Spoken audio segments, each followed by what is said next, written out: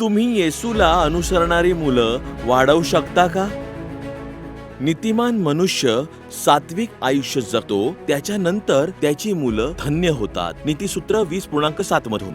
मुलांचे संगोपन आव्हानाने भरलेले आहे. हे केवळ शारीरिक किंवा तार्किक दृष्ट्या गरजेचे नाही, तर आपण आपल्या मुलांना हुशारीने आणि काळजीपूर्वक मार्गदर्शन केले पाहिजे. एक पिता म्हणून मी तुम्हाला सांगतो, माझ्या दररोजच्या अनुभवातून मुलांना वाढवणं खूपच जोखमीचं आहे आणि हे तुम्ही सुद्धा मान्य कराल. आपण कोणावरही जबरदस्ती नाही करू शकत. मुलांना वारंवार आज्ञा पालन करण्यास भाग पाडल्याने रागही निर्माण होतो. बायबल हे आपल्या स्वतःच्या जीवनासाठी मार्गदर्शनाचा सर्वात खात्रीशीर स्रोत आहे आणि ते आपल्या मुलांना येसूला आलिंगन देण्यास सुसज्ज करण्यासाठी योग्य सल्ला देतं. पालकांनो, आपण वचनाप्रमाणे आचरण करणारे असले पाहिजे, केवळ ऐकणारे नाही. याकोब 1.22 मधून. आणि हे किती बरोबर आहे बघा.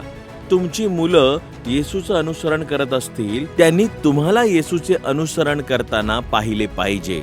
जेव्हा तुम्ही त्यांच्या विरुद्ध पाप करता तेव्हा त्यांची क्षमा मागा. त्यांना शिकवा की चूक केल्याने निंदा होत नाही, तर ती पुनर्संचयित करण्याची आणि वाढीची संधी तुम्हाला आहे. पालकांचं अनुकरण करूनच मुलं सर्वात जास्त शिकतात. त्यांना तुम्हाला शास्त्राभ्यास आणि मार्गदर्शनासाठी प्रार्थना करताना पाहू द्या. येसूला अनुसरणाऱ्या इतरांनाही जबाबदारी घेऊ द्या.